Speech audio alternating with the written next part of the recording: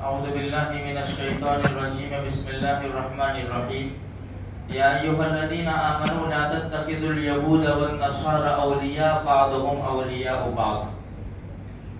اللہ کا قرآن کہتا ہے کہ اے ایمان والو، یہود و نصارہ کو دوست مت بناؤ، وہ آپس میں دوست ہیں۔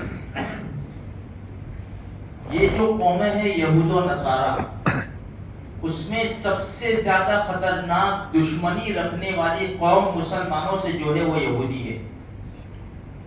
کبھی مسلمانوں کا بھلا نہیں چاہے گا۔ یہ دغاباز قوم ہے، دغاباز، پہلے سے آج تک دغا کرتی آ رہی ہے۔ جب تک یہ ہے مسلمانوں سے دھوکہ کریں، اس لیے مسلمانوں کو چاہیے کسی بھی معاملے میں بھروسہ تو بالکل نہیں کرنا چاہیے۔ دیکھو، غزوہ احد میں مسلمانوں کو سخت نقصان پہنچا، 70 مسلمان شہید ہوئے، اس میں سے ہمارے نبی کے چچا حضرت حمزہ رضی اللہ تعالیٰ عنہ۔ یہ بڑا صدمہ تھا، یہ زخم ابھی بھرا نہیں تھا کہ سن ہجری 4 میں سفر ابو برہ عامر آیا، عامر بن مالک، ہمارے نبی صلی اللہ علیہ وسلم کے پاس۔ اللہ کے رسول سے اچھی طرح ملاقات کی، ہمارے نبی نے اس کو ایمان کی دعوت دی۔ اس نے کہا کہ آپ ایسا کریں کہ آپ کے اچھے اچھے لوگ ہمارے قبیلے میں بھیجیں تاکہ وہاں اسلام کی دعوت دے اور قرآن پڑھائے۔ تو نبی کریم صلی اللہ علیہ وسلم نے جوان نوجوان علماء جو حفاظ بھی تھے، عالم بھی تھے، اکثر طبقہ جوان تھا، سب کو چنا جو قرآن کے بہت بڑے بڑے قاری تھے، عالم تھے۔ 70 صحابہ کو نکالا اور یہ ابو برہ عامر بن مالک کے ساتھ بھیج دیا۔ عامر بن مالک کا چچا کا لڑکا عامر بن طفیل، اس کا نام بھی عامر بن طفیل، خاندان کی اور قبیلے کی قیادت اس کے ہاتھ میں تھی، تو اس کے نام حرام بن ملحان رضی اللہ تعالیٰ عنہ کو خط لے کر بھیجا۔ نبی کریم صلی اللہ علیہ وسلم کا خط مبارک تھا، اس کے پاس بھیجا، تو اس نالائق نے خط تو پڑھا نہیں اور حضرت حرام بن ملحان کو نیزہ مار کے شہید کر دیا۔ یہ بہت بڑا جرم ہے، یہ ماننا جائز نہیں تھا۔ پھر اس کے قبیلے والوں کو دعوت دی اس نے، تو سب نے آ کر یہ 70 صحابہ جو یہاں موجود تھے، جو حضرت حرام بن ملحان کا انتظار کر رہے تھے کہ کیا جواب لے کر آتے ہیں، سب کو گھیر لیا۔ 2 صحابی رضی اللہ تعالیٰ عنہ کے علاوہ سارے کے سارے شہید کر دیے گئے، دھوکے سے۔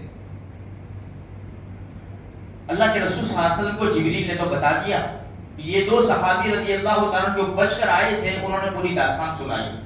انس بن مالک رضی اللہ تعالیٰ فرماتے ہیں کہ میں یہ سمجھتا ہوں کہ اللہ کے رسول صلی اللہ علیہ وسلم کو زندگی میں یہ ایسا غم لگا کہ اس کے بعد کبھی ایسا غم نہیں لگا ہوگا۔ ہمارے نبی نے 1 مہینے تک صبح کی نماز میں قنوت نازلہ پڑھی اور ان کے لیے بد دعائی کی۔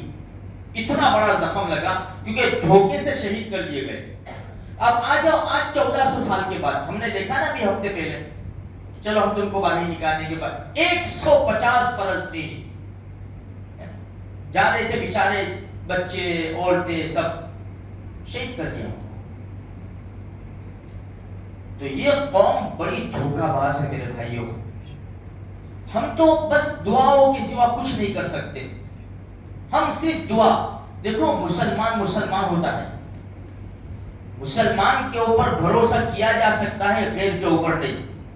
خیر، مسلمانوں کے حالات بھی بڑے ایسے نازک ہو چکے ہیں نا کہ اب مسلمانوں کی زبان سے کیا نکلتا ہے پتہ ہے؟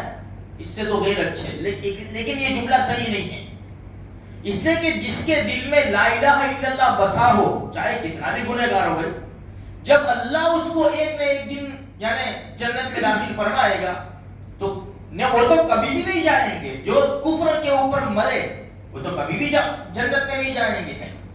تو مسلمانوں سے اچھا تو کوئی نہیں ہو سکتا، اس لیے کہ اس کے دل میں اللہ اور اس کے رسول کی محبت ہے، اور ان کے دلوں میں اللہ اور اس کے رسول کے لیے بغض ہے۔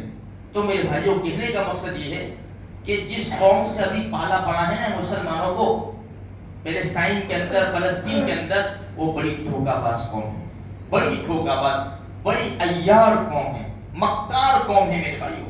اس لیے ہم اللہ تبارک و تعالیٰ سے خوب دعائیں کریں۔ حالات ہمارے سامنے ہیں، نازک حالات ہیں، اللہ تبارک و تعالیٰ کی ذات بڑی زبردست ذات ہے، انشاءاللہ اللہ کی ذات سے پوری امید ہے کہ بہت جلدی مدد آئے گی۔ تو ہم بھی دعاؤں میں شامل رہے، چلتے پھرتے اٹھتے بیٹھتے دعائیں کرتے رہے میرے بھائیوں۔ اللہ تبارک و تعالیٰ اس قوم سے چھٹکارا نصیب فرماوے، اور اسلام اور مسلمانوں کا اللہ تبارک و تعالیٰ بول بالا فرماوے، اور مسجد اقصیٰ کو اللہ تبارک و تعالیٰ آزاد اور آباد فرمائے۔